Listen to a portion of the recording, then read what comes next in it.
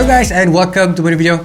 So foldable phones ni dah 4 tahun dalam industri kan. Apa perubahan yang korang boleh nampak dalam kategori ni? Sebab kita nak tengok lah progress. Adakah benda tu macam sama je 4 tahun lepas, ataupun benda tu like berubah sangat-sangat, ataupun at least improve version. So kita ada Samsung Galaxy Fold 4 yang memang famous dengan CEO yang pakai. Dan kita ada Oppo Find N2. So this is the second version. Yang ni adalah fourth version. So sepatutnya yang ni lagi better daripada yang second version kan. Tapi kedua-dua ni actually bagi penawaran yang cukup berbeza bagi aku, sebab dua ni kalau kau perasan size dia sangat beza. This is an ultimate foldable phones battle untuk korang nilai sendiri. Alright, benda yang paling obvious sekali yang kita akan compare kan, yang korang akan perasan adalah sudah tentunya dia punya size dekat sini agak besar untuk Samsung. That is, dia punya size adalah 7.4 inches untuk di bahagian dalam ni, dan untuk bahagian depan ni actually is quite besar juga sebab dia pakai 6.1 inci size screen. So dua-dua ni actually dia pakai 120Hz dan dia pakai LTPO screen daripada 1 sampailah kepada 120Hz. Manakala untuk yang ada dekat Oppo Find N2 dekat new version dekat sini adalah dia pakai screen size dia adalah 7.1 inches. Lepas tu dekat luar ni is a bit unique sebab dekat sini dia actually pakai 5.54 screen inci. Jenis screen pula agak advance sama macam Samsung juga sebab dia pakai LTPO display yang mana dia boleh lagi jimat bateri, especially untuk dia punya size screen macam ni. Bila dia dapat pakai screen yang sangat-sangat advance macam tu, membuatkan bateri dia akan lagi tahan lama. Dan untuk personal aku sendiri lah kan, bila cakap pasal size screen yang ada dekat dua-dua ni, Samsung memang bagi advantage bila bagi size yang macam ni. 7.4 inches is not, orang kata that is a tablet territory untuk sebuah smartphone ataupun foldable phone tawarkan untuk pengguna dia.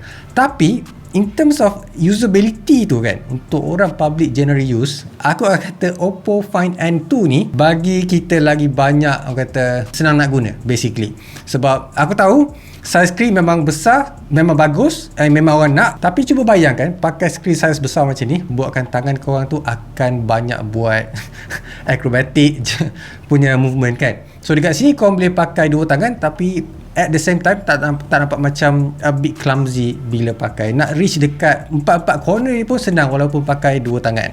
So tu beza dia antara telefon biasa dengan telefon foldable. Sebab yang dekat sini korang pakai dua tangan pun still akan tak boleh nak access, tak boleh nak guna secara senang. Not just that, walaupun dia ada skrin yang kecil, tapi dia ada skrin yang sangat-sangat terang. That is 1550 nits of brightness. Tak banyak yang boleh bagi keterangan macam ni, especially bila pakai foldable display. Tapi ada benda yang membuatkan kita sebagai pengguna akan rasa macam a bit beban bila pakai sebuah telefon foldable. Sebab kita tahu dekat bahagian tengah skrin ni actually ada crease kan. Memang actually korang boleh nampak crease yang ada dekat sebuah telefon daripada Samsung Galaxy Fold 4 ni dekat sini. Dan ianya sangat-sangat jelas kalau korang tengok off axis macam tu. Even tengok daripada depan pun still boleh nampak. Tapi apa yang aku boleh kata dekat apa yang Oppo tawarkan dekat sini, that is Oppo Find N2, dia punya crease sangat-sangat minimal. Even tengok straight macam ni pun susah nak nampak that crease. Boleh kata crease dekat sini sangat-sangat kurang untuk orang yang memang takut nak ada that kind of thing dekat dia punya screen kan. Tapi aku yakin dua-dua ni kalau korang pakai tak akan perasan pun kalau korang tak cari ataupun memang dah lama pakai. Benda ni sebagai experience aku sendiri sama juga macam notch. Korang mula-mula nampak memanglah rasa macam terganggu kan, tapi lama-lama mungkin dah biasa dah, tak kisah dah, sebab tu apa yang kau nampak dan tak akan notice dah lepas tu. Benda yang penting juga dekat sini adalah obviously untuk sebuah foldable phones, dia punya hinge. So dua-dua ni actually function dia sama je, lipat je kan. Tapi dia mempunyai hinge yang sangat-sangat berbeza. Untuk apa yang ada dekat Samsung Galaxy Fold 4 dekat sini, dia actually pakai hinge yang dah diimprovekan dan dia boleh buat kalis air, dan juga dia mempunyai hinge yang lagi ringan daripada previously. So that's why Samsung kata dia a bit nipis daripada yang version sebelumnya. Yang mana bila korang tutup macam ni, dia punya, orang kata, lubang tu still nampak.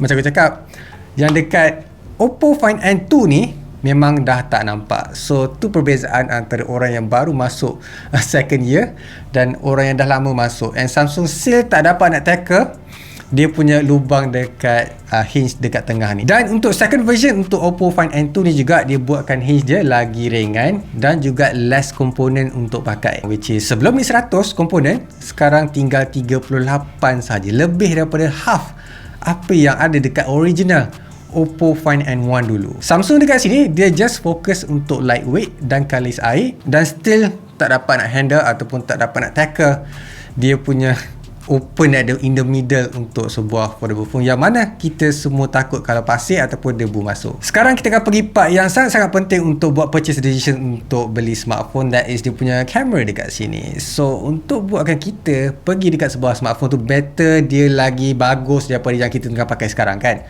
So dekat sini dua-dua ni actually is a flagship sensor untuk korang pakai, dan dia memang bukan calang-calang. So dekat sini dia pakai 50 megapixel untuk dia punya main sensor. Lepas tu dia pairkan dengan 48 megapixel untuk ultra wide. Lepas tu untuk dia punya telefoto tu bukan biasa-biasa juga, that is 32 megapixel. So dekat sini kau tahu Oppo memang serius. Tapi berbeza sikit dengan Samsung, walaupun dia pakai 50 megapixel sensor yang ada dekat sini, dia punya telefoto dan juga ultra wide tu a bit less, orang kata impressive. So dekat sini dia pakai 10 megapixel aja.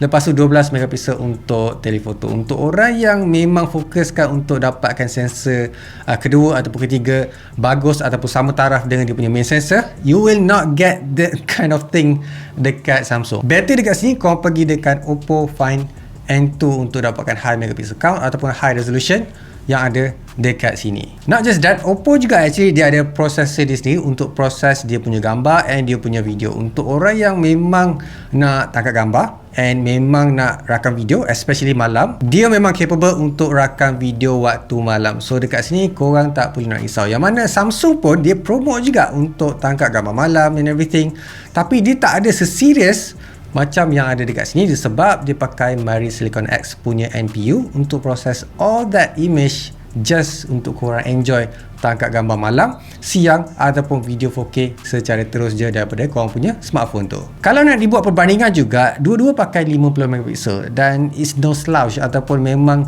tak boleh nak cari kekurangan sangat pun. Sebab bila comparekan pun, beza dia adalah cara dia proses ataupun dia calibrate based on dia orang punya sendiri. Sebab dekat sini Oppo Find N2 ni dia pakai Hasselblad punya color science. So dekat sini kau boleh dapat pengaruh, nampak pengaruh daripada sebuah jenama ataupun sebuah kamera daripada Hasselblad itu sendiri. Yang mana dekat Samsung dia memang proses ataupun dia memang guna cara lama dia yang ada dekat Samsung Galaxy S22, S21, ada juga dalam Samsung Galaxy Fold, and bawa legacy tu ke arah Samsung Galaxy Z Fold 4. Sekarang kita akan masuk dekat part yang a bit tak masuk akal untuk sebuah telefon foldable yang besar especially. So kita tahu bila kita ada satu ruang yang besar, kita boleh selogik akalnya dapat muat lagi banyak barang kan, betul tak? Tapi tak berlaku dekat Samsung Galaxy Z Fold 4 ni dekat sini.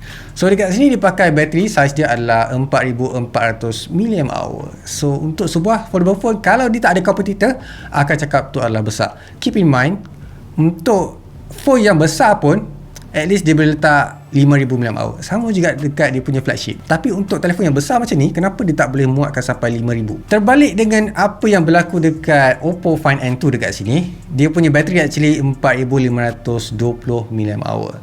So yang ni lagi besar, yang ni lagi kecil. Kenapa yang ni lagi kecil dia punya bateri, yang ni lagi besar dia punya bateri?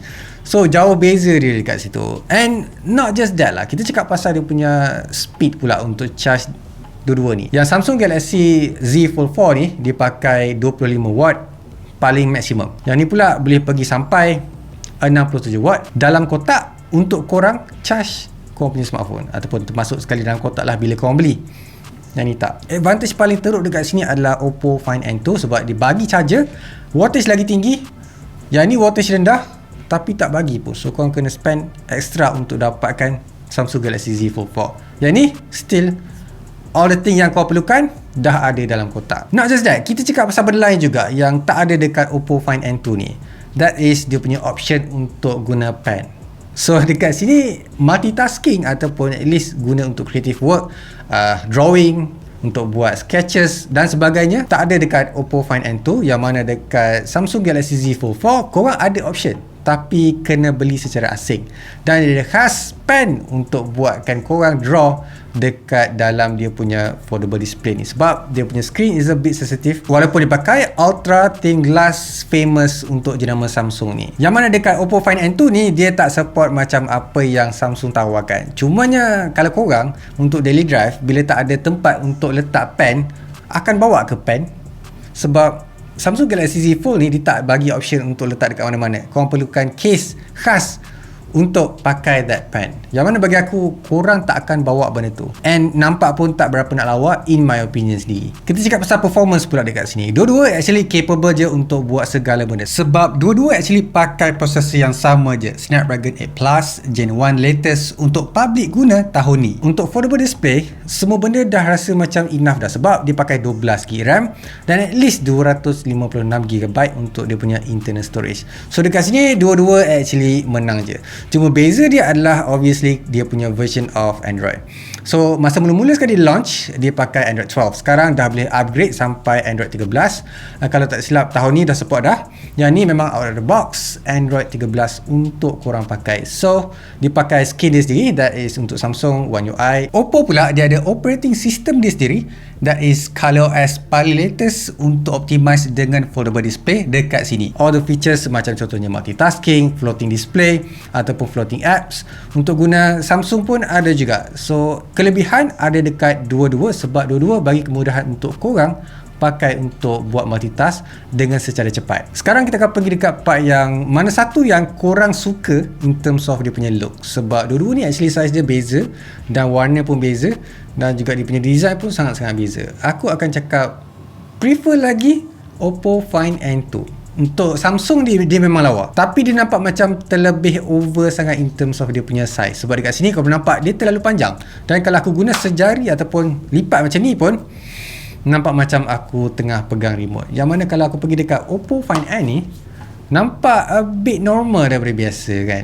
So tu apa yang kita nak bila pakai sebuah foldable phones. Dia tak tebal sangat, dua-dua pun kalau ikutkan tak tebal sangat. Alright, aku rasa tu je lah apa yang aku boleh bandingkan antara dua jenama ni dan satu kategori, that is a foldable phones. Tapi dia actually different in terms of sizes juga, sebab dalam lain, luar pun lain bila korang tutup this foldable phones.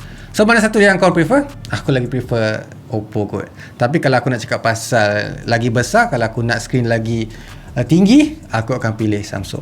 So itulah comparison antara dua-dua jenama dan dua-dua model ni. Macam biasa guys, leave a like, subscribe, so keep smiling. I'll see you guys on the next video.